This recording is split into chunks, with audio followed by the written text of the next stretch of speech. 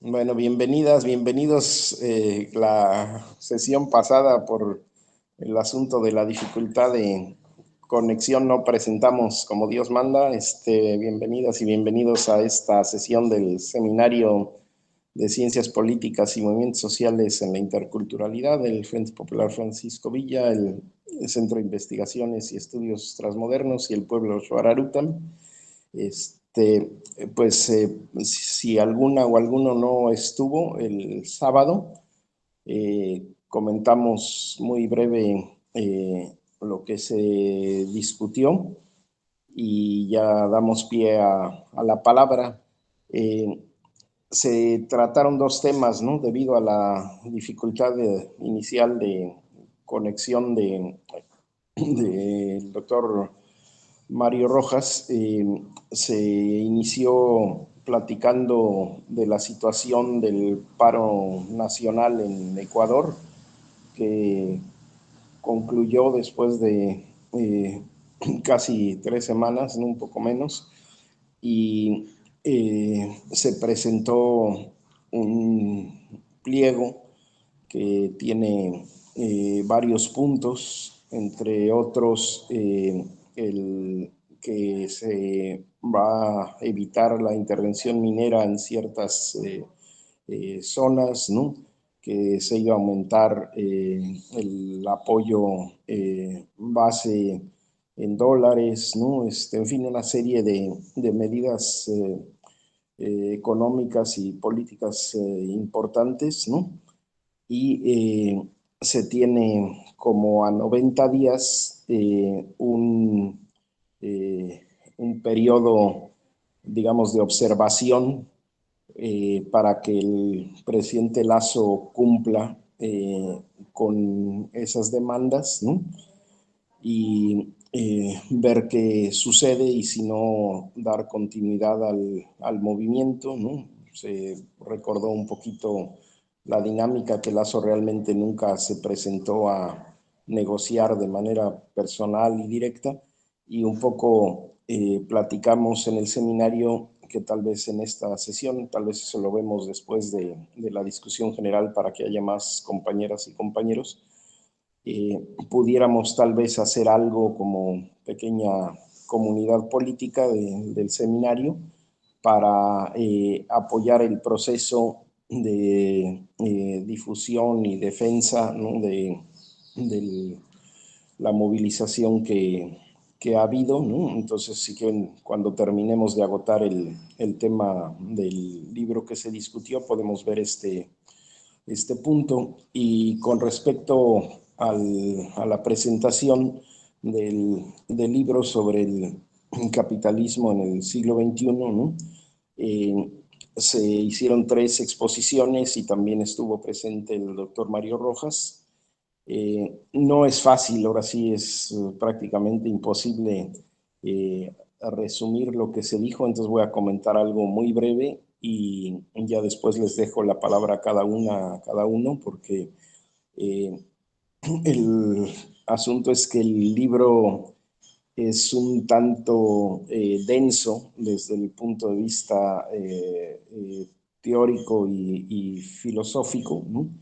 Pero trataré de comentar muy breve algunos puntos en lo general, sin desbrozar el detalle, entre otras cosas porque yo no tengo todavía el libro. Quedamos que el doctor Mario, eh, vamos a ver la manera de hacer llegar a quien le interese el texto, digo, por supuesto, cubriendo los gastos, ¿no?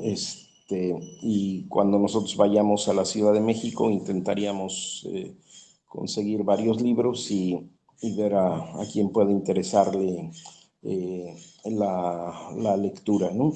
Pero bueno, el tema central es sobre la explotación, ¿no? O sea, la defensa de una interpretación que yo interpreto como radical, parte de los radicalismos en el sentido de ir a la raíz del marxismo, ¿no? Y frente a muchos puntos de vista teóricos, ¿no? Que, digamos, deslavan el marxismo y no colocan en el centro la categoría de la explotación, ¿no?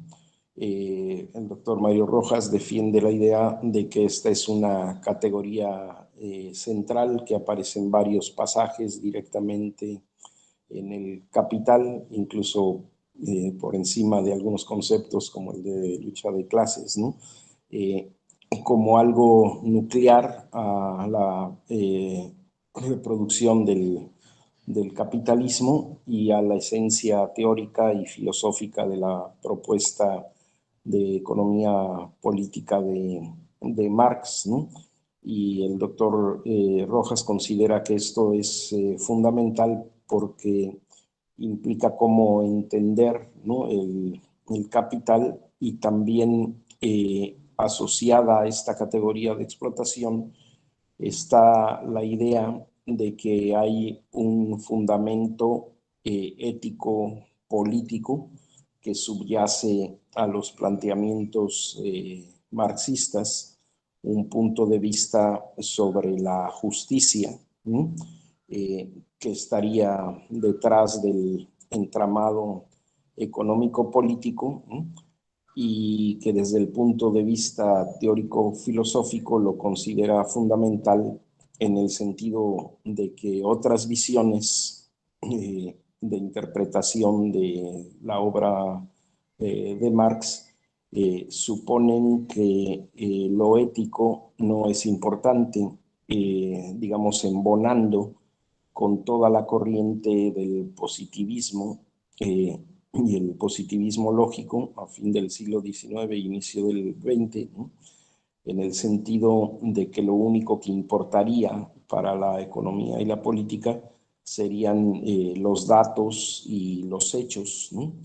Y que las perspectivas éticas no entrarían en el horizonte de lo válido, de lo analizable, ¿no? En coincidencia pues con toda esta corriente de la ciencia, ¿no? Que se impone con el positivismo lógico, el tratado lógico-filosófico del primer Wittgenstein, ¿no? De que de lo ético no se puede hablar, ¿no? En el sentido de que el mundo está constituido de objetos, ¿no? Y que al no tener posibilidad de asir, ¿no? Los juicios éticos, entonces de ello es mejor no hablar, ¿no? ¿Sí? Entonces, el doctor Mario Rojas plantea desde una perspectiva de interpretación de Marx y tomando algunos aspectos kantianos y seguramente, aunque no lo comentaron, conociendo su obra de carácter hegeliano también, ¿no? Que sí es fundamental este aspecto ético, ¿no? Ético-político detrás de la construcción del capital y de la economía política marxista, ¿no? Entonces, por un lado, la relevancia de la categoría de explotación, por otro lado, la relevancia de ubicarse en una perspectiva ético-política y asociado a eso, bueno, dieron una serie de temas fundamentales, muy espesos todos, igual que estos de lo ético y la explotación, ¿no? Uno sobre la importancia que considera el doctor Rojas de poner en el centro la teoría de la plusvalía, ¿no? Como la expresión económica concreta de cómo sucede la explotación al apropiarse el capital de la vida de las trabajadoras, de los trabajadores, ¿no? Ya que el plusvalor es aquel tiempo de trabajo que permite obtener la ganancia, ¿no? Al no pagarse el tiempo de trabajo completo, sino quedarse en manos del capital, ¿no?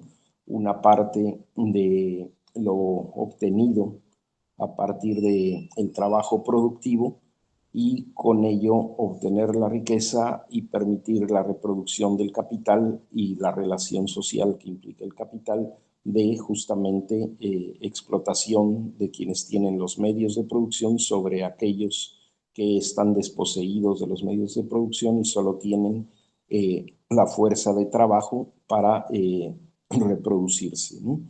Entonces, cómo otorgamos vida a través del trabajo, tiempo de vida, una parte de ese tiempo de vida que es apropiado, que es expropiado por el capital en forma de plusvalor para poder desarrollar la ganancia, ¿no? Y junto a eso se trató también el tema de la importancia de la discusión sobre los salarios, ¿no? No en el sentido de lo que trata con mucho detalle económico Marx en distintos textos, ¿no? En la introducción a la economía política o en salario, precio y ganancia, ¿no? Donde se presenta el origen del salario, cómo se regula los salarios como parte del mercado, ¿no?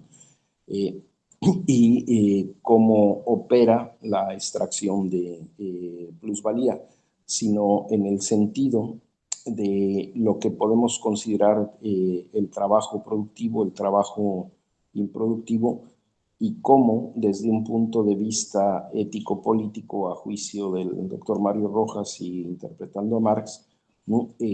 Todos los trabajos deberían tener una equiparación, ¿no? Porque no existe desde el punto de vista del trabajo productivo y desde el punto de vista ético una razón que justificara por qué una persona tendría que tener un sueldo enormemente más alto que otra, ¿no? Entre otras cuestiones, por ejemplo, porque es el mecanismo en realidad de reproducir el egoísmo y de reproducir las relaciones del capital. Es decir, que en todo país capitalista una parte de la población se beneficia, digamos, de servir al capital y obtiene al dirigir puestos de empresa o al ser parte del aparato de gobierno un mayor ingreso salarial que el resto de la población porque cumple en la economía política un rol que permite controlar, manejar las situaciones, dirigirlas y beneficiarse de eso para obtener mayor ingreso que la mayoría de los trabajadores, convirtiéndose en realidad en mecanismos para irse incorporando una parte de esa población laboral a la misma burguesía y a la apropiación del plusvalor, ¿no? Entonces se generan esas diferencias o en nuestros países del sur y de América Latina abismos, ¿no? De diferencia salarial que desde el punto de vista del valor del trabajo y desde el punto de vista ético-político no se justifican, ¿no? Esas diferencias que vimos, por ejemplo, en la exposición del doctor Luis Reigadas, ¿no? Que es una de las grandes diferencias entre los tipos de capitalismos que justamente también refirió el doctor Mario Rojas, ¿no? Como comparando nuestros países de América Latina, por ejemplo, con el caso de Dinamarca, ¿no? Donde la distancia entre el salario más alto y el salario más bajo es increíblemente menor a lo que sucede en nuestros países, en donde hay un conjunto mayoritario con bajísimos salarios y una pequeña porción de la población que obtiene salarios máximos, ¿no? Entonces, el doctor Mario Rojas plantea la importancia de discutir la escala y la diferencia salarial desde un punto de vista radical, igualitario y filosófico, ético, político, ¿no? Sobre este tema, ¿no? Entonces, se trabajaron pues estos temas y algunos otros más, ¿no? Se abordó sobre este asunto de la justicia y por ahí se me escapan tal vez algunos otros temas porque sí realmente fue un tanto densa, digamos, la exposición tuvo un carácter más teórico y más filosófico, ¿no? Pero creo que con esto a lo mejor puede servir de base para iniciar los comentarios, la discusión, y les dejo la palabra, ¿no?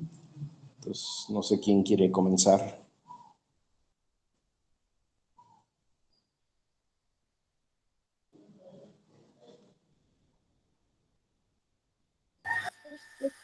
Adelante, Marcelo. Buenos días, doctor, compañeros, compañeras, un saludo fraterno. Antes de iniciar, le voy a decir una sentencia sobre lo que me he acostumbrado a expresar sobre el tema de este. La justicia se hizo para acabar con la maldad y no para someterse a la humillación. Sentencia. Al respecto, para continuar sobre el tema de capitalismo en el siglo XXI, capitalismo, explotación e injusticia social en el siglo XXI, una teoría filosófica de la explotación capitalista, donde el doctor Mario Rojas expresa y nos da una aclaración justa sobre de este tema, de que muchas de las veces a nivel del país y en el mundo hemos sido explotados sobre de este tema de capitalismo. Luego de algunos resúmenes que tengo resumidos, les voy al final para poder aclarar. Bueno, para continuar, ¿qué nos dice, cómo nos manifiesta el doctor Mario Rojas? En este texto dice: intenta contribuir a la construcción de una crítica ético-racional del sistema económico capitalística. Esta crítica constituye el núcleo de la obra de Marx, en la medida en que su análisis critica de la explotación del trabajo permite demostrar que esta es el origen de la acumulación de riquezas en pocas manos, de la situación de dependencia, dominación, desventaja, carencia, pobreza laboral y social, en que se encuentra una gran parte o tal mayoría de la población trabajadora, de las comunidades políticas y de las tremendas, vergonzosas y ofensivas desigualdades socioeconómicas, todo lo cual representa en sentido crítico injusticia social. También nos dice Mario Rojas en su teoría de la explotación capitalista del Marx, con base en el cómo, primero en el capital, para demostrar que esta teoría no es solo la crítica de la economía política como ciencia, sino fundamentalmente la crítica de la estructura y funcionamiento del sistema económico capitalista explotador del trabajo de la gran mayoría de la población trabajadora.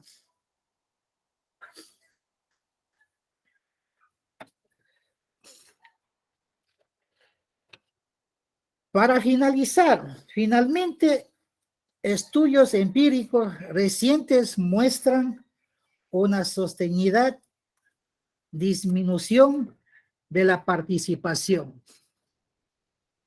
Bien, compañeros, nos aclara sobre del capitalismo y de la explotación. Y una de ellas, el capitalismo, no lo tomo de lo malo, sino también es bueno, pero mayor parte del capitalismo es el siguiente caos que nos pasa en el mundo.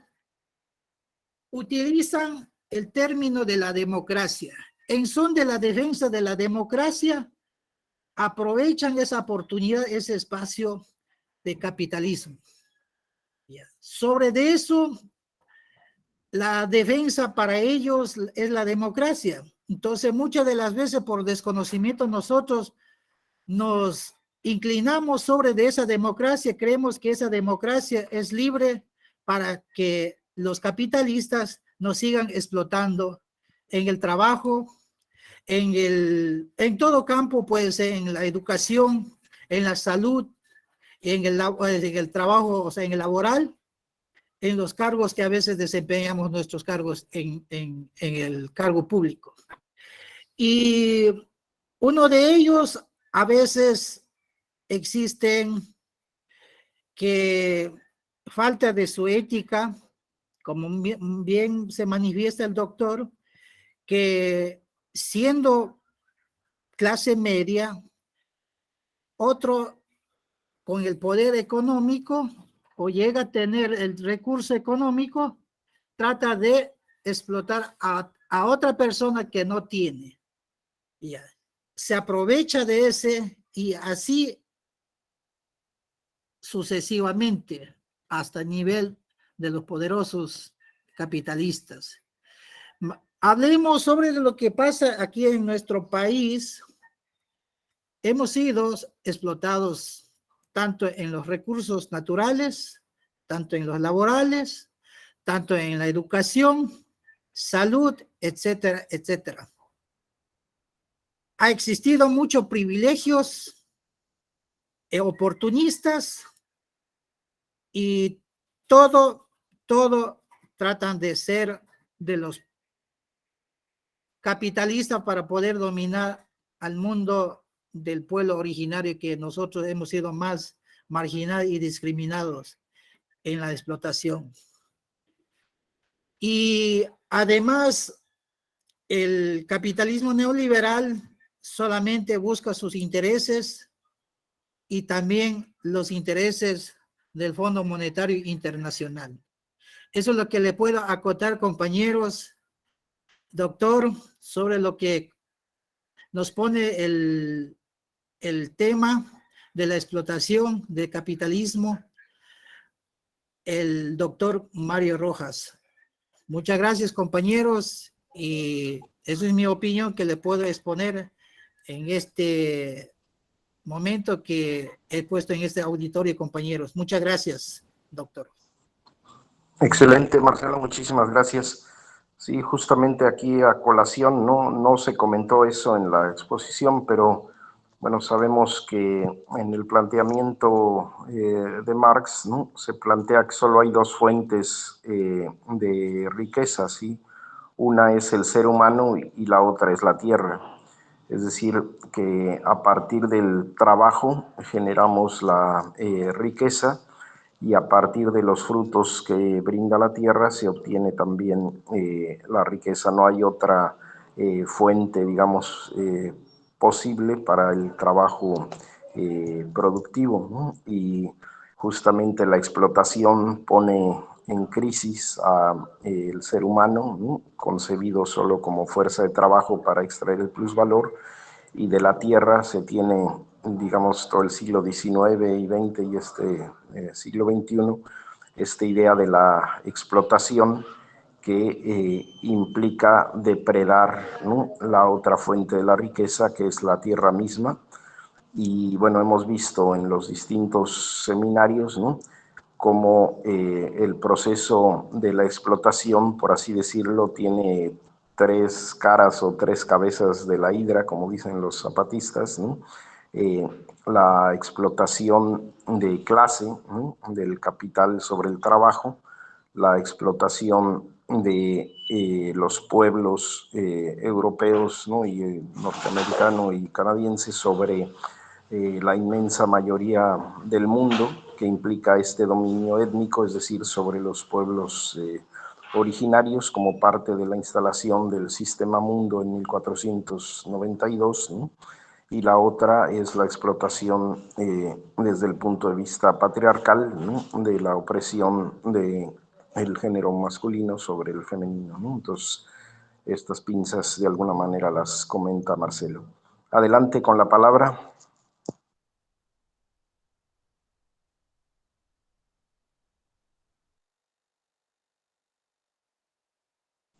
Abran su micrófono y comenten.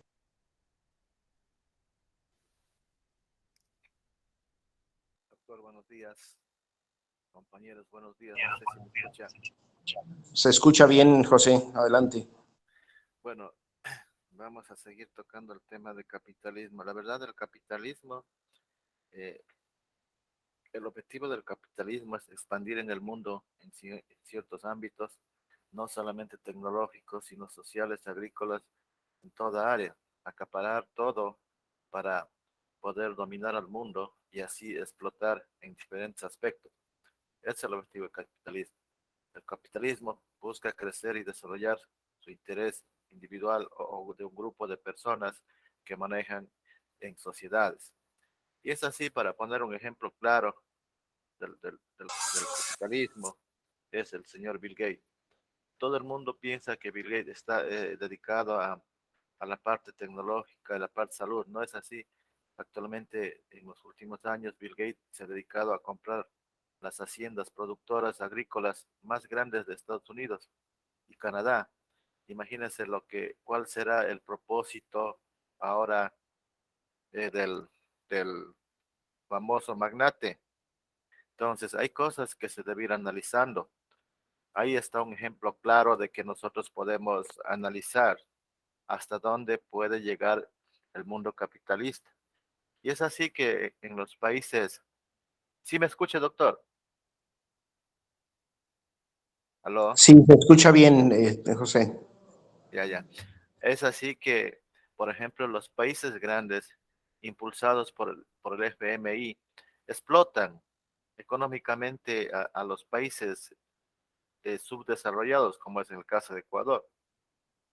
Y esos compromisos establecidos entre los capitalistas, los grandes empresarios, que el único fin es sacarse provecho desde los espacios de poder que ellos llegan, generan dificultades, generan conflictos en un país, por ejemplo, la que vivimos acá en el Ecuador hace últimamente. Los gobiernos no pueden ceder las peticiones ni velar por los intereses colectivos de su pueblo, sino que los compromisos establecidos con las industrias grandes, con las empresas grandes, en este caso como el FMI, tienen que estar por encima de los intereses de un pueblo. Y las consecuencias de eso son el levantamiento de los grupos sociales, el levantamiento de grupos indígenas, e inclusive llegan a las muertes, como sucedió en el Ecuador. Pero sobre todo, siempre estará el gobierno velando por interés y prioridad de las grandes empresas.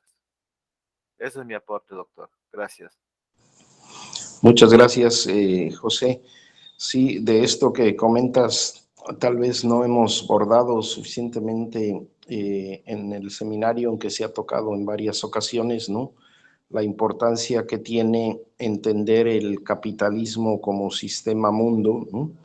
Y que en ese sistema mundo, justamente los teóricos del capitalismo y las teóricas del capitalismo en América Latina han planteado, por un lado, la teoría de la dependencia y por otro lado, la teoría del subdesarrollo, ¿no? Es decir, que parte de la reproducción del capital a escala mundial implica que unos países tienen una condición de dependencia aunque hagan esfuerzos enormes, ¿no?, para el desarrollo o incluso para la igualdad, se ven perjudicados porque hay un intercambio desigual con los países en el centro del sistema mundial, que no solamente se benefician de la relación general de explotación del capital sobre el trabajo, sino que además obtienen un aumento de la tasa de ganancia al recibir beneficios de los países periféricos, ¿no? A través del mercado y del intercambio desigual, a través de recibir materias primas baratas y de regresar productos tecnológicamente elaborados a altos precios, ¿no? Que va desde la extracción del petróleo y el regreso de la gasolina, la producción de elementos para los textiles y la devolución en la ropa, en fin, todos los procesos de elaboración que implica una desventaja en el intercambio económico y en la división mundial del trabajo, ¿no? Entonces, en general también por eso se habla no solo de la teoría de la dependencia, sino del subdesarrollo, que por más que desarrollemos, ¿no? Finalmente acabamos más bien subdesarrollándonos al no romper la cadena no solo del capital, sino también del intercambio desigual, ¿no? Y del dominio de unos países sobre la inmensa mayoría de los países del mundo. Y algo comentó justamente el doctor Mario Rojas al respecto, aunque no hubo oportunidad que lo desarrollara más, no sé si eso se desarrolla en el texto del libro, ¿no? Pero hablaba de la comprensión que se tendría que tener de estos llamados milagros económicos, ¿no?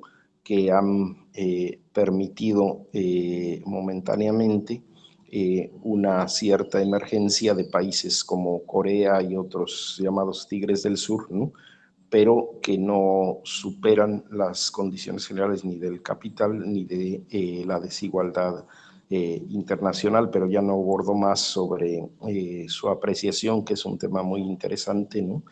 Pero en esto que comentas, José, pues sí es fundamental tener la captación de la reproducción internacional del capital y no solo de la reproducción en nuestra escala nacional, porque la escala nacional no nos permite comprender cabalmente por qué estamos en la condición que estamos como países periféricos de América Latina. Muchas gracias. ¿Quién más quiere tomar la palabra?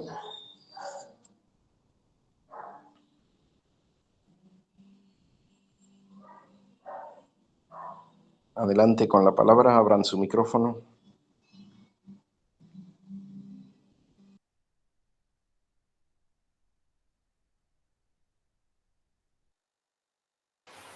Doctor. Adelante, adelante. Doctor, una consulta. Bueno, aprovechando de esto, lo que estamos ahorita en un debate del capitalismo del siglo XXI, no sé si me puedes aclarar que en el capitalismo del siglo XXI ha traído consigo un déficit democrático, no solo a nivel nacional, sino también a nivel global. Un ejemplo reciente de lo anterior es que varias economías europeas se han transformado en verdaderos protectorados del Fondo Monetario Internacional. Eso es mi opinión, doctor. No sé si me puedes aclarar. Bueno, no sé bien qué sería lo que cabría aclarar. Desde el punto de vista del texto, creo que comentó Mario y también algún otro de los expositores del libro, ¿no?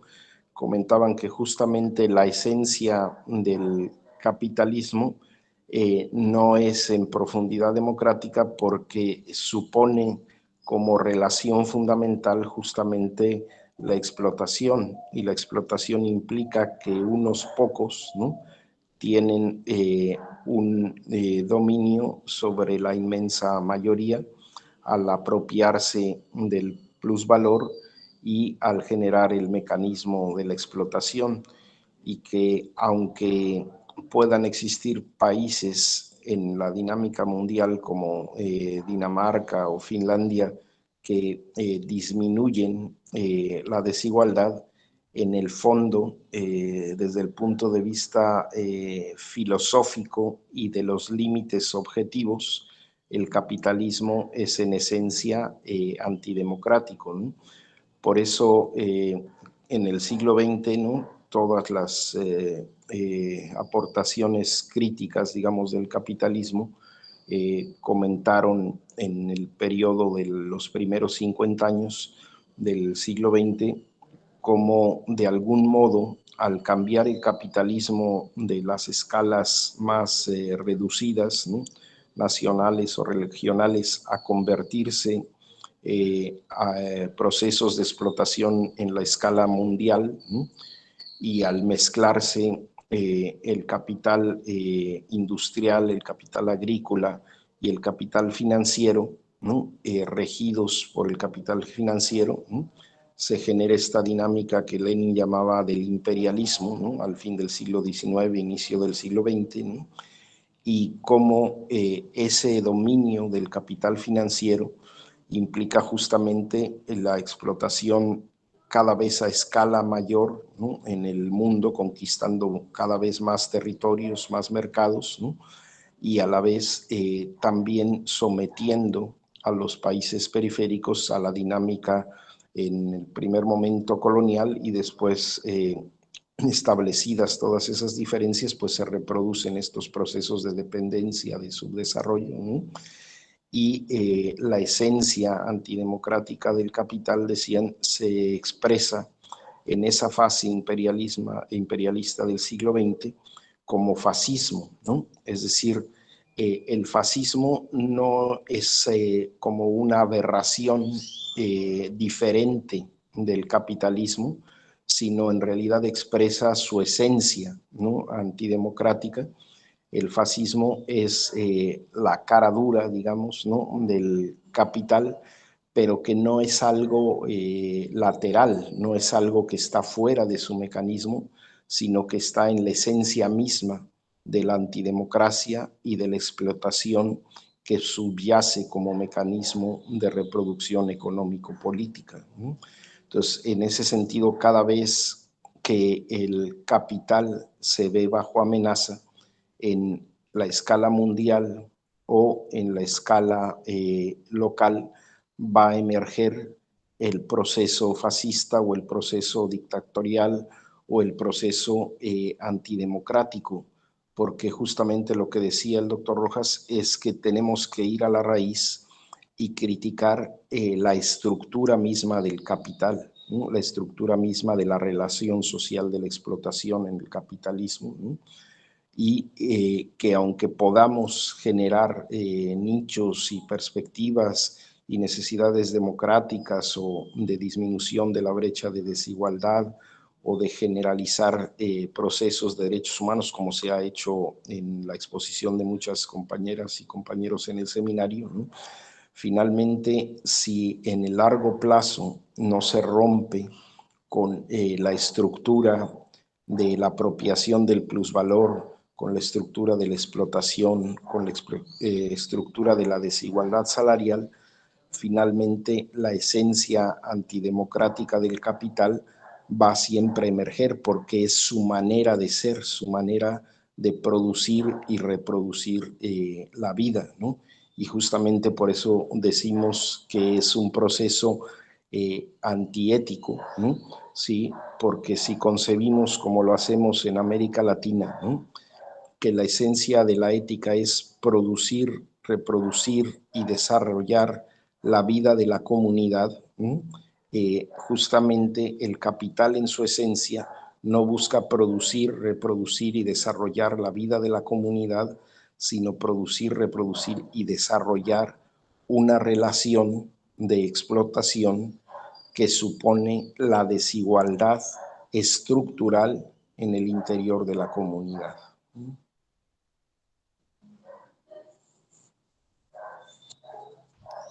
Gracias, doctor, por la aclaración. Entonces, está un poquito confuso, pero ya me dio una clara explicación. Me hace entender que capitalismo es antidemocrático, imperialista y fascista.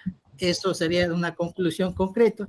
Pero otro, doctor, sobre los capitalistas, pongamos un ejemplo, poniendo aquí nuestro país, el presidente por estas manifestaciones que hubo, siempre dijo que no puede haber esa fragmentación sobre donde existe un país democrático, pero a su vez ha criminalizado, y sabemos que hoy nuestro compañero Elisa está en fiscalía. Entonces, él un poquito donde mismo dice él también, el doctor Rojas, como es un contexto más amplio, donde habla sobre que los capitalistas apantallan expresando una palabra de la democracia, pero en son de esa democracia ellos se benefician o nos explotan sobre lo que concierne a la clase media. Eso es lo que más o menos estoy leyendo sobre este libro del doctor Mario Rojas. Eso sería, doctor. Muchas gracias por la aclaración. No, gracias a ti, Marcelo. Raúl, adelante con la palabra. Sí, gracias, profesor. Buenos días a todos. El capitalismo en nuestro país, el capitalismo es una plaga, es un cáncer, es un método de explotación que va a terminar por apoderarse de muchos recursos naturales. El capitalismo no es democracia. En un país hay gobernantes que nos hablan de la democracia, pero a final de cuentas están al servicio de los poderosos. No recuerdo si fue el presidente Hoover o antes de Hoover, que decía que a México no necesitan invadirlo, hay que invitarlos a estudiar allá, porque vienen con esas ideas capitalistas, individualistas, de explotación. Es muy lamentable que en México los sindicatos principalmente abandonen, no todos, pero muchos sindicatos abandonan la lucha de los trabajadores. Y es muy lamentable que en México, a pesar de que se dice que vamos ganando, digamos, un espacio en democratizar el país, yo sigo siendo escéptico. Ni con López Obrador lo estamos logrando, ni lo vamos a lograr. Yo creo que estamos abandonando la lucha para abolir ese modo de producción capitalista. Capitalismo es saqueo, es represión, es pobreza, es muerte. No podemos nosotros decir que hemos avanzado un poquito porque es mi punto de vista y sé que alguien pudiera corregirme, pero podemos hablar de los derechos constitucionales. ¿Cuánto de ese contenido del derecho constitucional habla de que el ser humano en el país, el ciudadano, debe de tener educación, debe de tener salud, debe de tener agua, debe de tener alimento, debe de tener vivienda? Pero ¿lo tenemos? Sí. ¿Satisface la demanda nacional? No, solo a unos cuantos.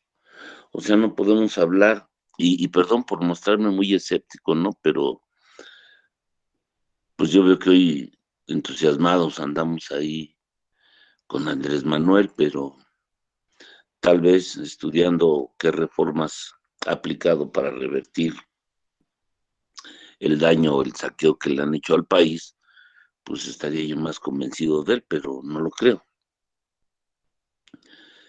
Yo antier salió una nota en La Jornada donde la iniciativa privada a nivel global va a invertir en el agua, ¿no? Por tanta escasez que hay en muchos países. Y México no es la excepción. La Ciudad de México tampoco, apenas salió en la primera plana de la jornada. Quiere decir que el capitalismo va a seguir avanzando. Hablamos que el litio en nuestro país es del pueblo. ¿Quién vendrá después como presidente?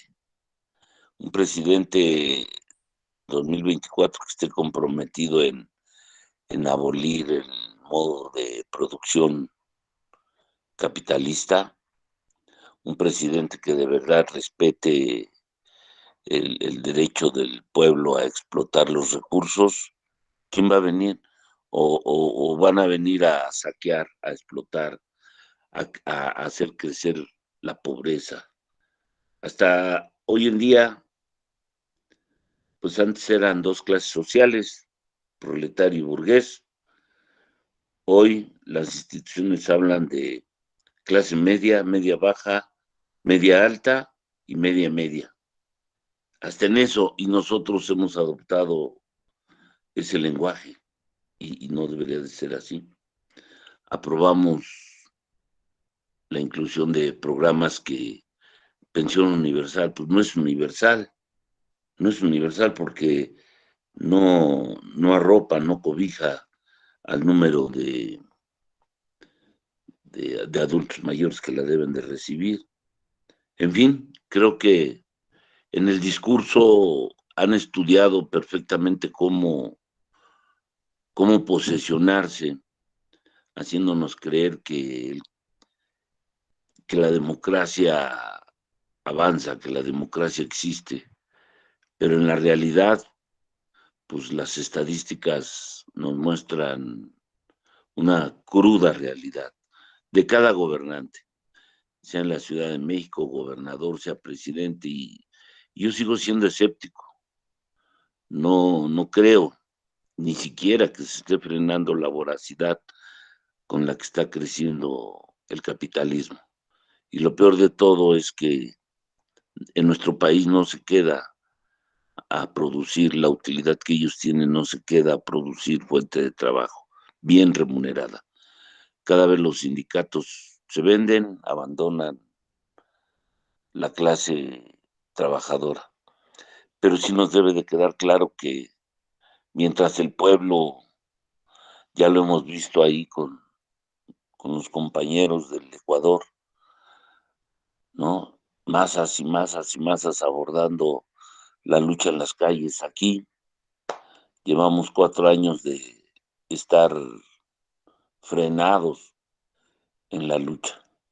¿Quién sabe hasta dónde en esta coyuntura con Andrés Manuel, hasta dónde la fuerza de las organizaciones haya crecido? Porque pues debería de ser un periodo de fortalecimiento. Y si no hemos crecido y si no hemos fijado un rumbo para que después con las siguientes administraciones las cosas cambien, es una lástima que muchos en el discurso digan por el pueblo y con el pueblo, y en la realidad pues la lucha se abandona.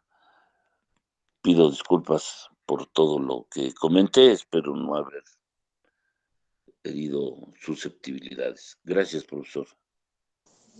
Gracias, Raúl. Bueno, pues aquí como comentar, apoyando lo que expresa Raúl, ¿no?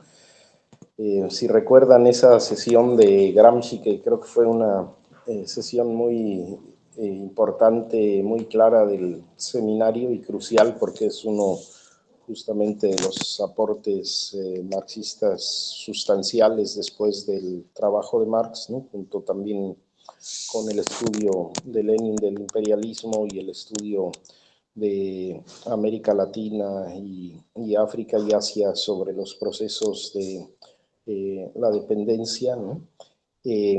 Gramsci decía el pesimismo de la razón y el optimismo de la voluntad, ¿no? O sea, me parece una sentencia política fundamental, ¿no? Desde el punto de vista crítico, ¿no? Del capital, que tenemos que estar siempre, como está Raúl, con la atención plena de en qué medida cambia o no cambia el problema estructural justamente de la explotación que se comentaba en el libro del doctor Mario Rojas, ¿no? Pero siempre también a la vez tener la capacidad de mantener la alegría de vivir y el optimismo de la voluntad para transformar todo aquello que nos es posible en nuestro ámbito personal, familiar, local, regional, nacional y de la gran región de América Latina, ¿no?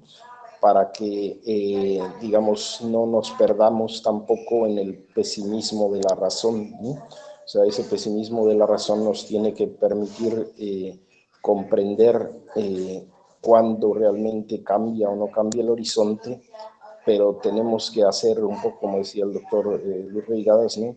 Todo lo posible aquí y ahora por los que somos y la generación en la que estamos, hagamos todo el cambio que nos es posible, ¿no? Tendiendo, digamos, a los procesos estructurales, pero también modificando aquellas cosas que aunque de pronto no son estructurales, permiten mejorar la vida o paliar grandes desigualdades, ¿no? Entonces, pues es esa combinación, ¿no? Entre el pesimismo de la razón y el optimismo de la voluntad que formulaba Gramsci, un norte, ¿no?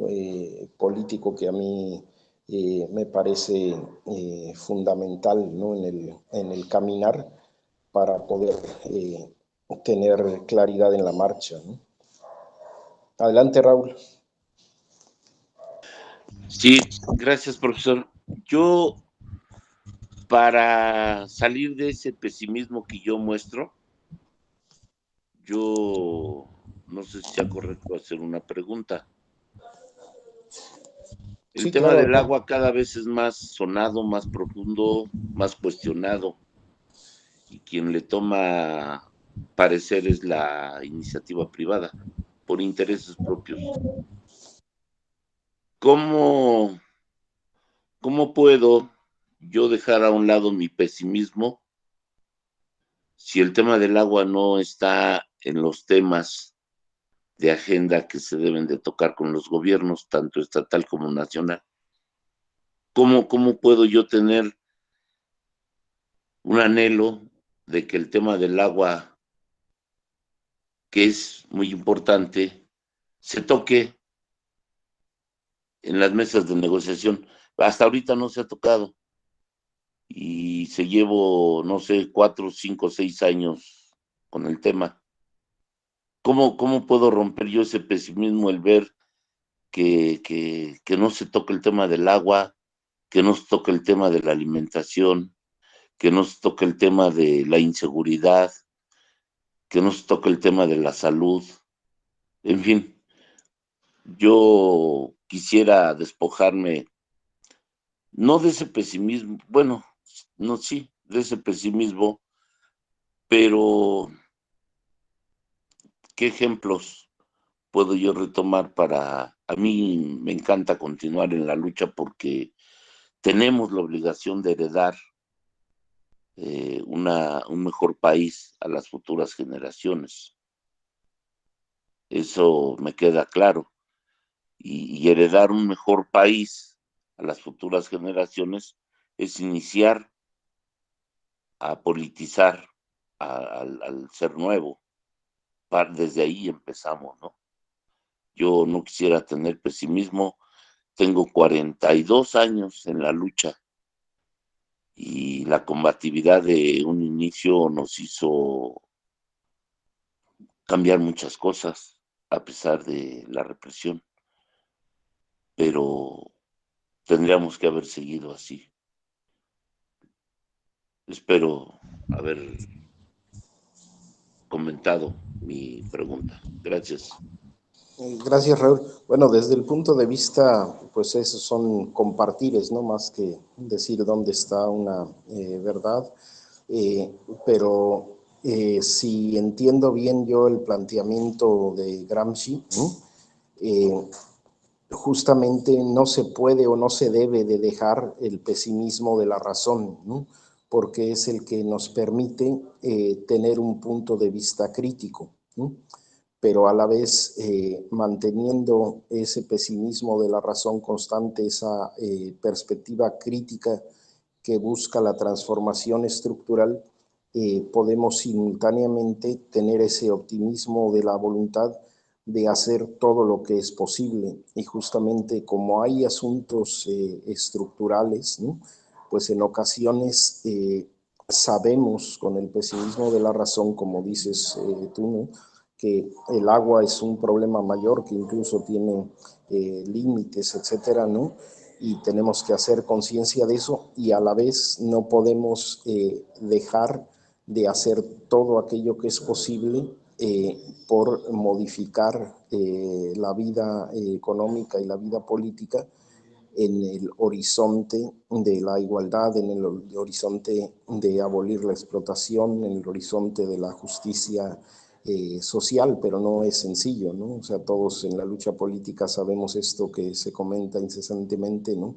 Que la lucha tiene flujos y reflujos, ¿no? Momentos en que estamos arriba, como por ejemplo este paro en Ecuador, o con lo que fue con los compañeros chilenos todo el movimiento del 19 de la toma de las calles, y otros momentos en donde eso pues no se puede sostener porque es como una especie de sistema sobrecargado que estalla, que explota, ¿no? Y necesitan también la dinámica de las personas, de las familias, de las ciudades, de las sociedades, necesitan también el momento de tranquilidad, de paz, ¿no? Ese reflujo, y es pues donde se acumulan las fuerzas, donde se vuelve a tener, ¿no? Es parte de la dinámica, pero yo diría que desde el punto de vista de Gramsci nunca hay que abandonar el pesimismo de la razón, sino que hay que mantener ambas perspectivas siempre a la vez, ¿no? La actitud crítica, crítica de los problemas y de las dificultades estructurales,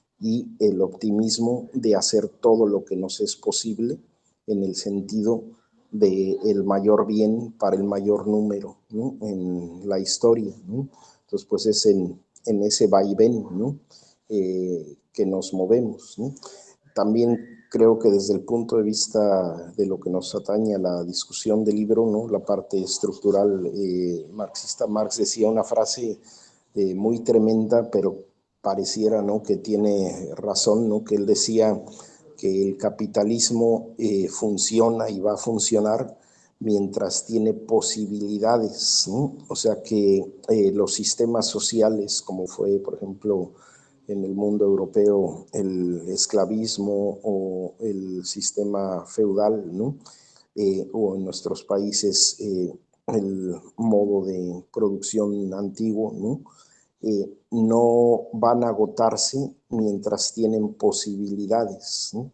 Es decir, tienden a ocupar todos los espacios, ¿no? Mientras es posible, y solo cuando agotan sus posibilidades, cuando ya no dan más, ¿no? El conflicto entre las relaciones sociales y el modo de producción es que finalmente se agota, ¿no? Y además el cambio del modo de producción como es el capitalismo no ocurre de un solo golpe, ¿no? Sino como decíamos en la discusión con el doctorante Gerardo, ¿no? López Amaro, ¿no? Decíamos, las transiciones tienen idas y venidas, ¿no? O sea, hay ensayos que son fructíferos, ensayos que son grandes fracasos, ¿no? Y se va moviendo la dinámica de la historia en ese proceso que está, digamos, por encima de Raúl, o por encima de Pedro, por encima de Marcelo, de Lisette, de cualquier compañera o compañero, porque la historia se mueve en grandes plazos, ¿no? Y entonces, cómo mirarnos desde el helicóptero, digamos, desde arriba, y entender hacer todo lo que nos es posible, como decía el doctor Luis Reigadas, ¿no?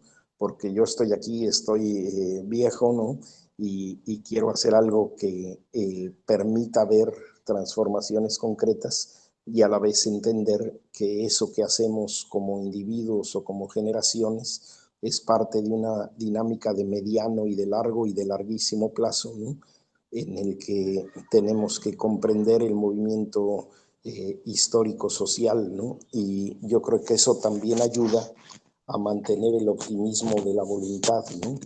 O sea, salirnos del carácter del individuo y vernos en la escala de las grandes proporciones históricas para ver cómo somos parte de la gran ola del movimiento histórico-social, ¿no? Y por más que queramos a veces, ¿no?, conseguir ciertas transformaciones, pues esas no dependen de nosotras, no dependen de nosotros o no dependen incluso de nuestra generación, y sin embargo a la vez siempre tenemos que buscar como parte de la ética política el atender no solo lo nuestro, ¿no?, sino aquello que le damos, como es el problema del agua o como es el agotamiento de los recursos no renovables como el petróleo, etcétera, ¿no? Entonces, pues yo creo que desde mi punto de vista estás en lo correcto, ¿no? Y estás en la lucha y es parte del proceso y no podemos, digamos, ser inocentes en el sentido de no ver los grandes problemas tanto de la reproducción del capitalismo como del agotamiento o la afectación de los recursos. Y el capital pues da mientras tiene algo, ¿no?, que desarrollar en las relaciones sociales, ¿no?, y en las fuerzas productivas, hasta que no es realmente una necesidad que se impone, ¿no? Por poner el caso del agua, ¿no?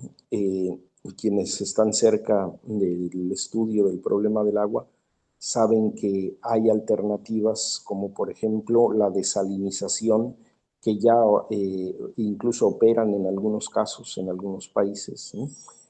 Procesos de obtención del agua a partir de la filtración del ambiente, no solo estas rejas que a veces hay en algunas comunidades, estas rejillas que permiten hacer caer el agua, sino máquinas, verdaderas máquinas productoras de agua, y todas estas son opciones, pero son opciones que hasta ahorita funcionan en el orden de un costo que implica el beneficio y la reproducción del capital. No es algo que se desarrolle en una escala que permita satisfacer la gran necesidad de las mayorías, ¿no? Pero bueno, pues se van desarrollando estos procesos y en algún momento cuando confluyen, ¿no?, las fuerzas productivas y las iniciativas de lucha, tal vez veamos otra condición, otro manejo del agua, ¿no? Sabemos que es parte de justamente la guerra del capital y es parte incluso del problema ecuatoriano, del problema de otros lugares del Amazonas, ¿no? Todo lo que implica la Reserva Mundial del Agua, no porque falte en muchos casos, sino porque el problema es que el capital funciona volviendo mercancía todo a su alrededor, ¿no? Y entonces el agua, que debería ser, como decías Raúl, un derecho humano, ¿no?, se vuelve un bien explotable para la reproducción de las relaciones de explotación y para obtener ganancia, ¿no? Entonces, no es solamente el asunto agua, sino es el asunto de cómo funciona el agua desde hace décadas como una mercancía para la reproducción del capital, ¿no?, y como un mecanismo también de la desigualdad, donde unos tienen el acceso, si no ilimitado, enorme, ¿no?, a los recursos acuíferos, ya sea para la explotación de las mineras que utilizan millones de litros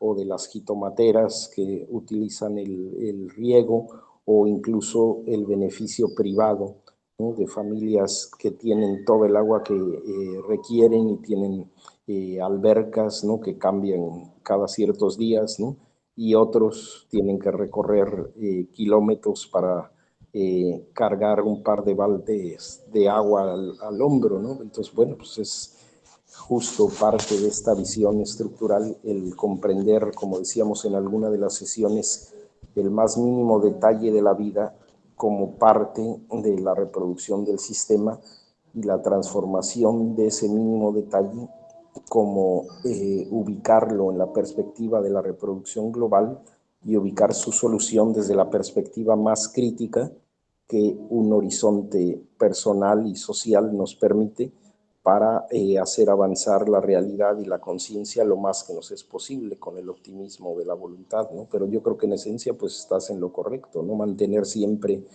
el pesimismo de la voluntad y mantener siempre la lucha de conseguir todo aquello que no solo objetiva, sino también subjetivamente es posible, ¿no?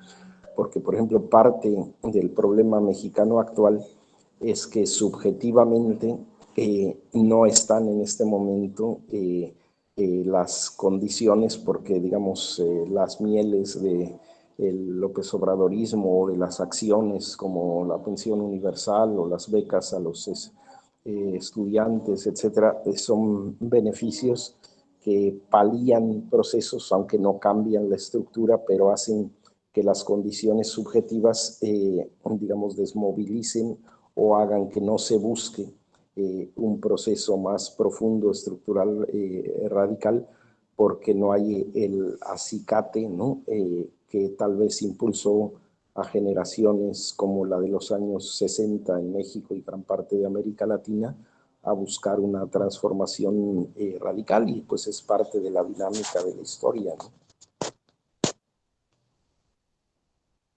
Gracias, profesor. No, al contrario, yo creo que tú siempre aportas mucho con esa visión estructural y los puntos sobre las IES. Adelante, Moisés. Buenos días, estimado doctor. Y quería hacer una pregunta, pero luego me responde. La religión es capitalista porque, hablando de capitalista, voy a hablar más del mundo indígena ante el mundo occidental, ¿no? Donde yo nací en la selva. Eh, Llegaron los primeros misioneros y evangelizaron, y cuando evangelizaron, mm, decían que ser rico era del diablo. Creer en un templo sagrado, en la cascada, utilizar plantas medicinales, el chamanismo, los rituales, todo esto era del diablo. Entonces, el mundo indígena no cree esto, ¿no? De que ser rico es un pecado. Entonces, yo más o menos había analizado, evaluado esto. Desde antes, los indígenas no tenían un criterio de capitalista, ¿no? Más era conservadores de la selva, del territorio, de los ríos, de todo lo que el indígena posee en su territorio. Entonces, sí, actualmente es lo que ya muchos jóvenes van a la escuela, al colegio, entonces es lo que nace la idea de aprender del capitalista, el desarrollo. Entonces yo había pensado que es muy importante de lo que todos los compañeros y profesores que expusieron, que debemos poner en práctica como nuevos líderes, estudiantes de este CIE. Yo estoy realmente muy agradecido y creo que ya antecedieron los compañeros. Muchas gracias, doctor.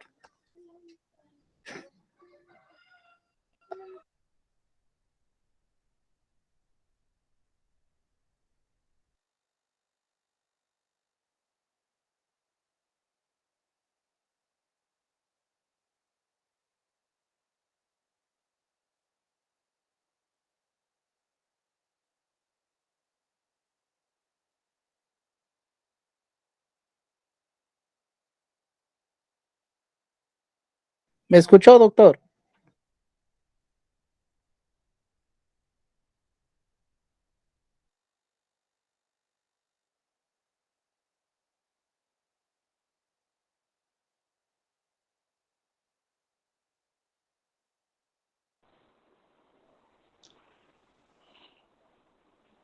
Doctor Pedro.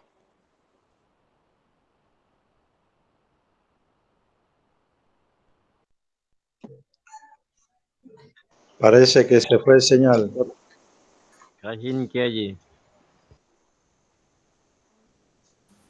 Mañana shirkama. Mañana shirkama. Creo que pasó algo. Era una pregunta. Shircha Kurmu. Ay, no, inti sakira. Cualquiera, que Ubishin shirkama mañana shirkama. No hable de chamanismo porque se asusta, creo, doctor. ¿Todo bien, profesor? Profesor Pedro, ¿todo bien? Sí, se salió la señal, tuve que volverme a meter. Ya se oye, ¿verdad? Ya. Okay. Sí, Ya, comentaba yo que no es en sí misma la religión, sino, digamos, la orientación que tienen, ¿no? Los liderazgos y la función que cumplen las religiones y los líderes en un momento determinado, porque las religiones atraviesan modos de producción en ocasiones, ¿no? La mayoría de las veces. Entonces, por ejemplo, si pensamos en el cristianismo, pues el cristianismo fue la fuerza fundamental revolucionaria que permitió terminar con el cristianismo, terminar con el esclavismo y transitar al modo de producción feudal europeo, ¿no? O sea, en realidad tuvo un potencial revolucionario enorme. Por eso, por ejemplo, Antonio Gramsci, gran parte de sus reflexiones de los llamados cuadernos de la cárcel, cuando lo encarceló el fascismo, eran sobre cómo se organizaron los primeros grupos cristianos para la resistencia al Imperio Romano, ¿no? Y cómo generaron la hegemonía de un modo de sentir y de pensar que permitió liquidar el imperio, ¿no? ¿Sí? O si pensamos, por ejemplo, en el ámbito de América Latina, pues tenemos todos estos grandes obispos, cardenales que han sido funcionales al sistema de explotación del capitalismo, y no solo eso, sino incluso han sido parte ligada, ejecutora y lamebotas de incluso gobiernos militares dictatoriales y asesinos, ¿no? Pero tenemos también la corriente de la teología de la liberación que ha contribuido en todo el continente a los más grandes e importantes movimientos populares de transformación en el sentido socialista, ¿no? Incluido, por ejemplo, en México, el fermento inicial sobre el que avanza, digamos, el ejército zapatista tiene que ver con la acción de las comunidades de base, ¿no? Con gente como Samuel Ruiz, el obispo, ¿no? O tenemos al obispo Vera, ¿no? Que ha hecho trabajo en todo el país también en el sentido comunitario, ¿no? Y en el sentido socialista, ¿no? Entonces, depende mucho de esa orientación. Ahora, lo que sí se dice, digamos, en filosofía, en teoría y en economía política, es que algunas orientaciones religiosas sí tienen una filiación más claramente capitalista. Por ejemplo, ¿no? Si pensamos en el horizonte protestante, ¿no? ¿Cuándo surge el protestantismo, ¿no? El protestantismo surge justamente al final de la época medieval y permite la emergencia del capitalismo en el orden subjetivo, ¿no? ¿Por qué? Porque hay un tránsito de la visión de la comunidad que está de una manera incluso absolutamente radical por la mayoría y por los pobres en personajes como Francisco de Asís, ¿no? Y se mueve la reflexión teórico-filosófica religiosa del horizonte de los pobres y del horizonte de la comunidad al horizonte del individuo. ¿Y qué es el horizonte del individuo? Justamente lo que decía el doctor Mario Rojas, ¿no? El egoísmo económico como motor filosófico, ¿no? que se expresa en la Reforma Protestante y que alcanza su punto más grave, culminante del individualismo en la Reforma de Jean Calvin, del calvinismo, ¿sí? El calvinismo justifica incluso la usura, ¿no? Es decir, da en el punto de vista filosófico religioso una base para que sea concebida como válida la explotación del capital, y no solamente la explotación del capital y el beneficio privado, la apropiación, ¿no? Sino incluso la posibilidad de obtener dinero del dinero, ¿no? Es decir, la usura, que fue condenada por los grandes reformadores del cristianismo de una manera absoluta, ¿no? Donde tenemos algunos padres de la iglesia, por ejemplo, que comentaban que toda propiedad en esencia es por sí misma un robo, ¿no? Porque de dónde viene aquello que alguien tiene que está por encima de lo que tienen los demás, ¿no? ¿Sí? Entonces, no es en sí misma la posición religiosa, sino cuáles son las diferencias teórico-filosóficas entre las distintas corrientes y cuál es la inserción concreta de las personas, de los grupos, ¿no? En los momentos históricos con respecto a la dinámica social. Y yo creo que lo mismo sucede con cualquier otra religión, ¿no? Por ejemplo, en el Islam en sí mismo, su etimología tiene que ver con la paz, ¿no? ¿Sí? Ese es el significado del Islam, pero en una interpretación, digamos, fundamentalista del Islam, se defiende la yihad, ¿no? Es decir, la guerra religiosa y el ataque a todos aquellos que no sean musulmanes, ¿no? O en una perspectiva del Islam se tiene una posición frente a la diferencia de género, pero en el avance fundamentalista de las últimas décadas empieza a utilizarse el velo, empiezan a afectarse las relaciones de género, ¿no? Y se vuelve un mecanismo de agravación, digamos, de la opresión de los hombres sobre las mujeres en la perspectiva patriarcal, que no es siempre el modo en que se ha expresado la interpretación del Islam, ¿no? Entonces, frente a los distintos problemas nucleares de la explotación y de la opresión, creo que hay diferencias entre las religiones y entre las maneras que hay en las distintas corrientes y en los distintos liderazgos y en los distintos momentos históricos. Entonces no podríamos decir que la religión fuera parte en ese sentido del capitalismo, pero a la vez lo es, ¿no? ¿Sí? Y en determinados momentos se vuelve plenamente coincidente. Por ejemplo, no podríamos entender la reproducción del modo de vida antiguo de nuestro continente si no entendemos las ideas religiosas, porque son parte del funcionamiento mismo de la economía política. O no podríamos entender, por ejemplo, el feudalismo europeo si no entendiéramos la religión, porque en ese caso la religión no era solamente algo que es la idea sobre el trasmundo y sobre las relaciones de lo trascendente, sino era también una estructura económica, es decir, era la esencia de la explotación, residía en la iglesia, ¿no? La iglesia recibía el diezmo, recibía una serie de beneficios económicos y era parte del proceso de explotación de los siervos, ¿no? Entonces, en ese caso, coincidían la dimensión ideológica de la religiosa con la dimensión de la explotación económica.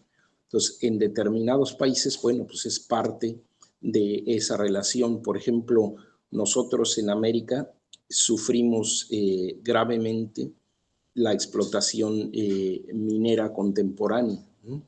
Bueno, esa explotación minera contemporánea en la mayoría de los casos de las grandes compañías mineras tiene que ver con Estados Unidos y con Canadá, y la mayoría de esas empresas están ligadas a la experiencia cuáquera, es decir, una corriente de quienes emigraron de Europa al norte del continente y que fueron generando una base del capital y de la oligarquía continental, ¿no?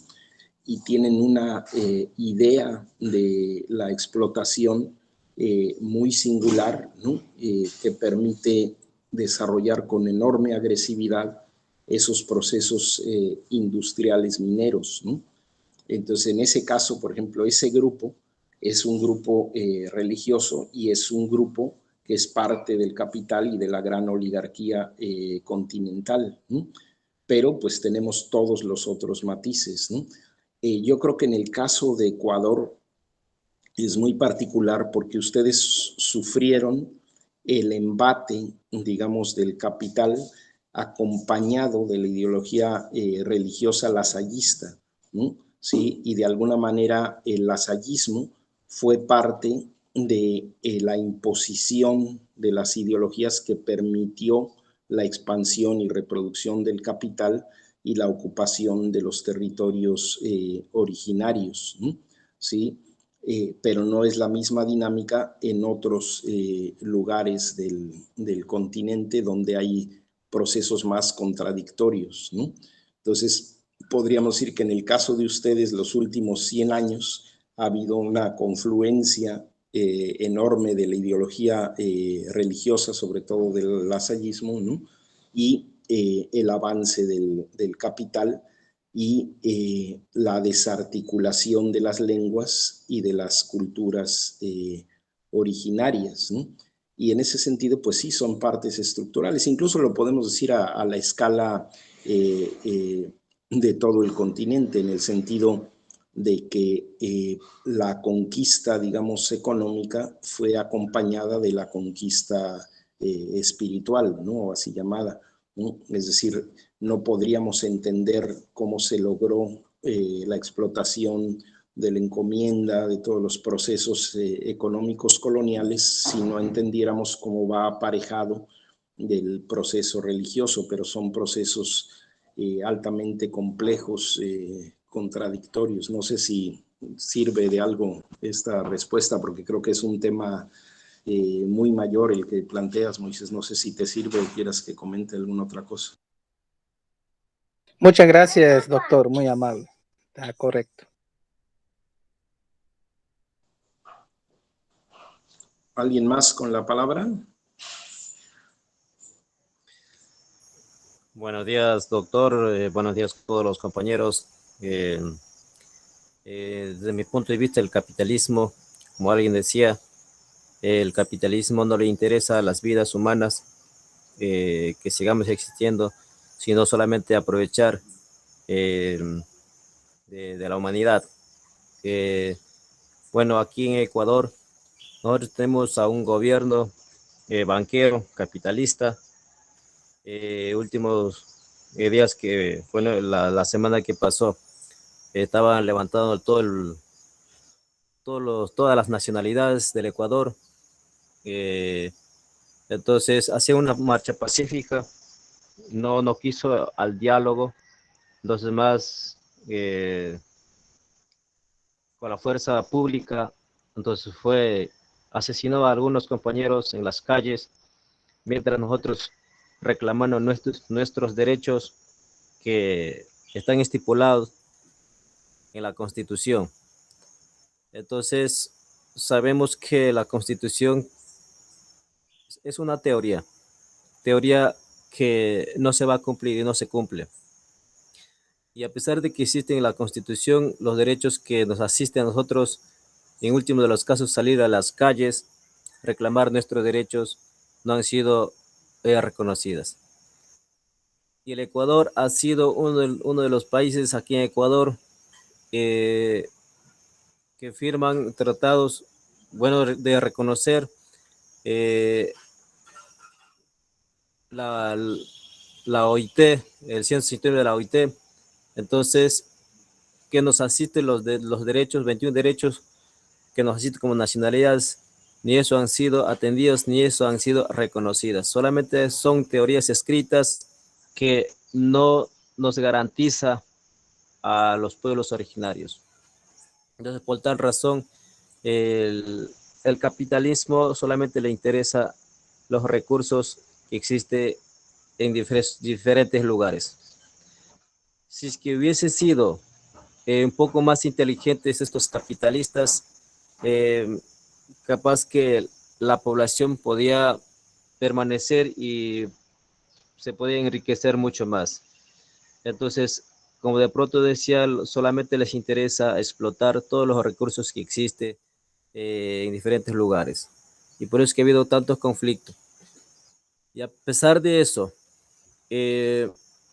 según los que tienen títulos académicos, se prestan a estos capitalistas, en este caso los mineros aquí en la Amazonía, quienes trabajan.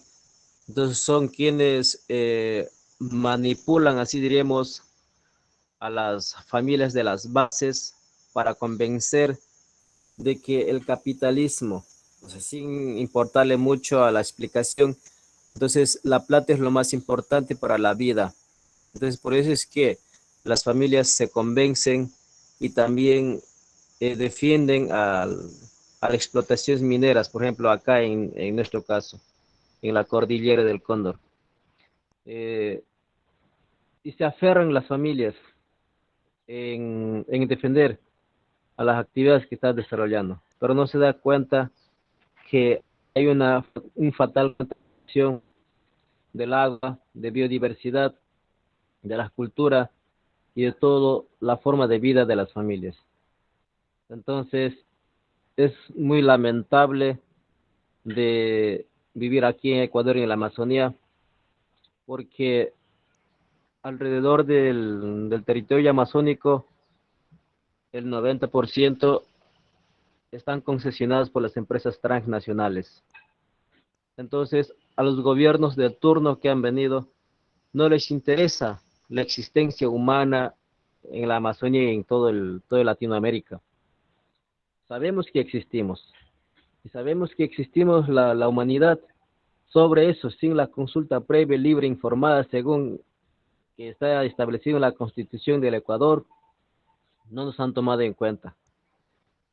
Entonces, quiere decir, las leyes establecidas son establecidas de acuerdo a los intereses de los altos y no de acuerdo a los intereses de la colectividad.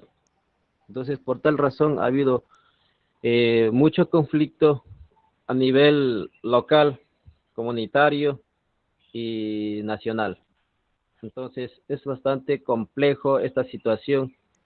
Lo que tocaría hacer, y a pesar de que existen todos esos conflictos, los que vivimos en las bases, los que estamos encabezando todo este proceso, actualmente aquí en este grupo, sí deberíamos buscar alternativas de cómo hacer una vida mejor, una vida digna, de seguir organizando de la mejor forma en consenso de todas las familias.